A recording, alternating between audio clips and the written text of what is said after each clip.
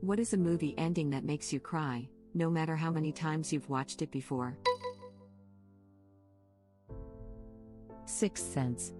Grandma says you asked her a question when she died. She says the answer is every day. What did you ask her, Mama? I asked. Did I make you proud?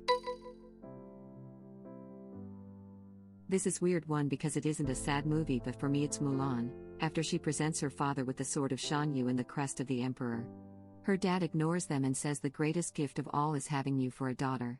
Don't know how many hours in my life I have spent wishing to hear that my dad is proud of me, so to see a dad say something like that to his daughter is just the feels.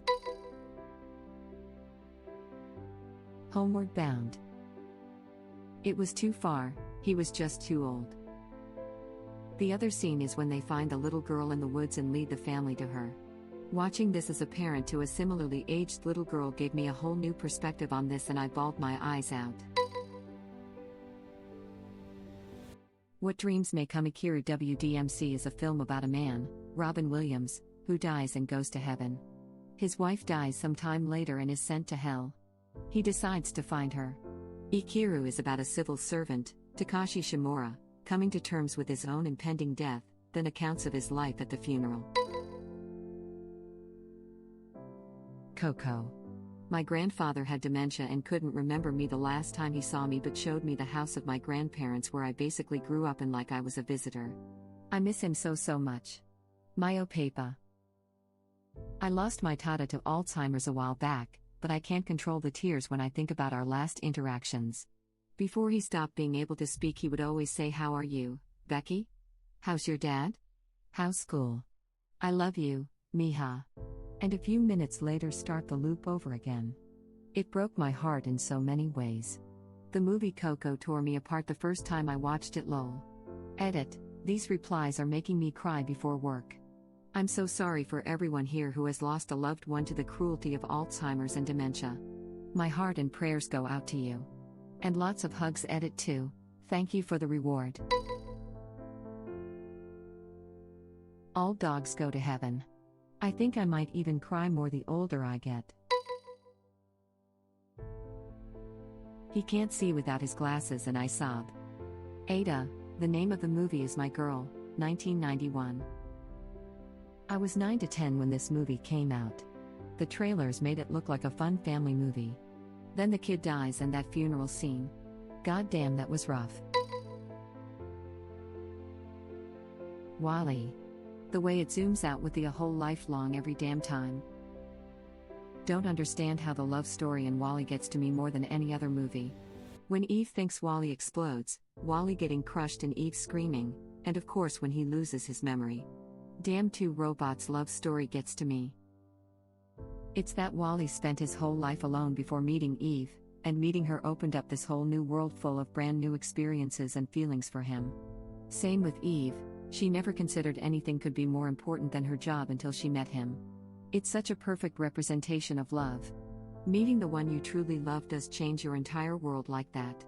They have so much to lose if they lose each other, so you feel it when they think they have.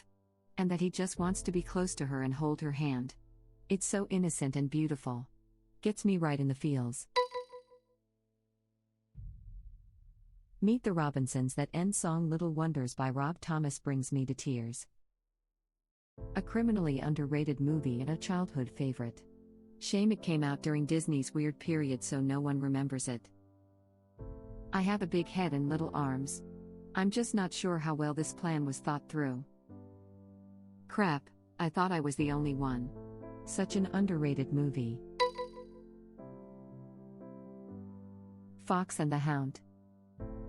Copper, you're my very best friend. And you're mine too, Todd.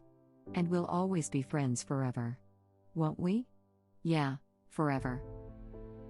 Even just reading that got my feels going. What I love about this movie is that every character makes you feel bad for them. You feel bad for Todd and Copper for their lost friendship. You feel bad for Todd's mother being killed. You feel bad for Tweed for having to give up Todd. You feel bad for Chief for nearly dying, and strangest of all, you even feel bad for Slade for all the trouble Todd caused him through the movie. What makes it unique is that out of all the Disney villains, Slade is the least evil and most justified in his actions. He's a jerk, yes, and his hunting job is demonized, but it's a normal living and everything he did in that movie was legal, until he trespasses in the game reserve. Tweed adopted an illegal pet and failed to control him so that he trespassed on Slade, then he got Slade's best friend nearly killed. It's understandable why he'd be so distraught and bent on vengeance.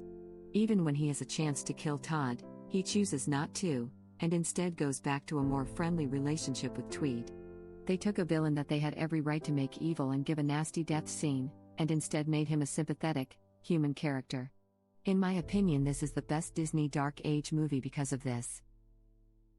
I can't even watch the movie. Grew up. Had my own child. I still have to leave the room if she watches it. When Todd gets left in the forest for his own good, crying face. The very end of Philadelphia. With the home movies. Gets me every time. The last few pages are for you, Sam. I will not say do not weep, for not all tears are an evil. It is time, Frodo. Every time. I love the fact that at the very end of the book, after a long and happy life, Sam goes across the water to join Frodo. That part makes me cry every time. Really? You're making me cry now, too. It's also said that Legolas took Gimli after Aragorn's death. My friend and I listened to the audiobook on a road trip earlier this year before everything went crazy. A moment that stuck out to me that isn't in the movie that I loved is when Legolas insists to Treebeard that when he comes to Fangorn he will bring Gimli. The sincere friendships in those books really are endearing. Gimli is canonically the only dwarf in the Undying Lands.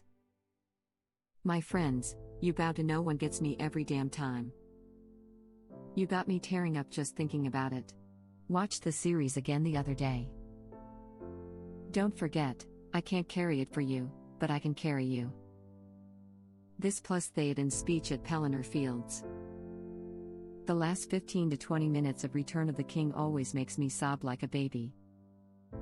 People joke about the amount of endings, but I'll be damned if it didn't make the movie better. It's perfect closure. No questions left unanswered, emotional, hopeful, and sad. A perfect ending to the best movie trilogy ever made. His speech in Two Towers, both the book and film, Jesus. Frodo, I can't do this, Sam. Sam, I know. It's all wrong by rights, we shouldn't even be here. But we are. It's like in the great stories, Mr. Frodo. The ones that really mattered.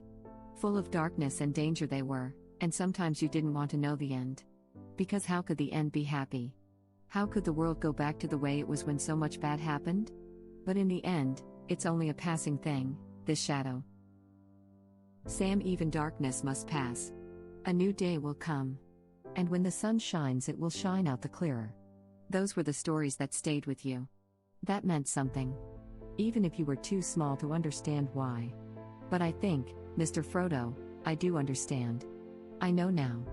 Folk in those stories had lots of chances of turning back, only they didn't. Because they were holding on to something. Frodo, what are we holding on to, Sam? Sam, that there's some good in this world, Mr. Frodo. And it's worth fighting for. Sean Astin as Samwise is such good casting, and he pulled some Mikey from the Goonies crap with that speech. Damn, I love it. Aw man, just reading that made me teary-eyed. Saving Private Ryan. Every time I see this movie I cry. Edit. Thank you everyone for the awards and upvotes. I never knew how many people also cried or teared up while watching this movie. I also want to say that if you know someone who served in World War II, go up and thank them or hug them. Just do something to acknowledge what they went through, especially with Veterans Day just a few days away. Oh yeah, this, tell me I'm a good man. That scene gets me.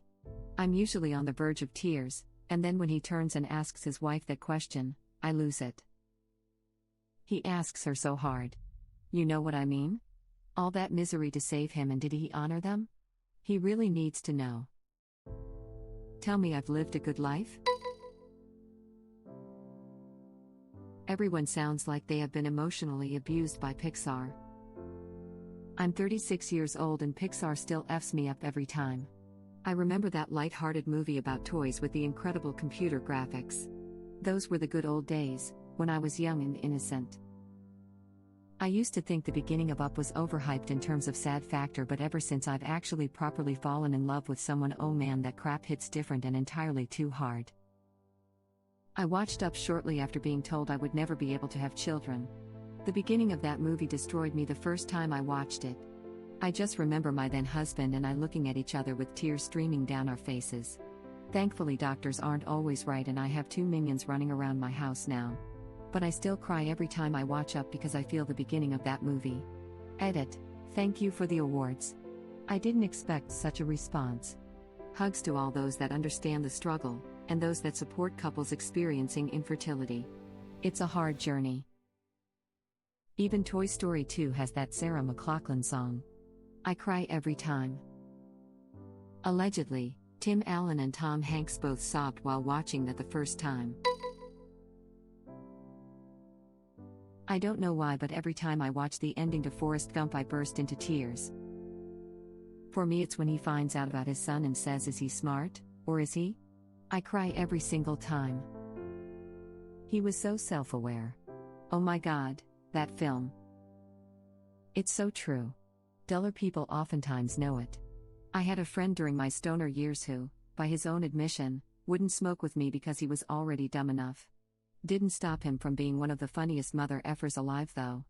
Edit putting this comment I made down the thread here because this is getting a lot of traction and it's my cake day. I do what I want. Hope you like the story. I always ate a snack-sized bag of his famous Amos cookies when I visited, and so for my early birthday, it was normally during the summer, he brought a fat box of them to school with a Sharpie struck out famous Amos anus in huge writing and gave them to me so we could go around school and ask if people wanted some of our famous anus.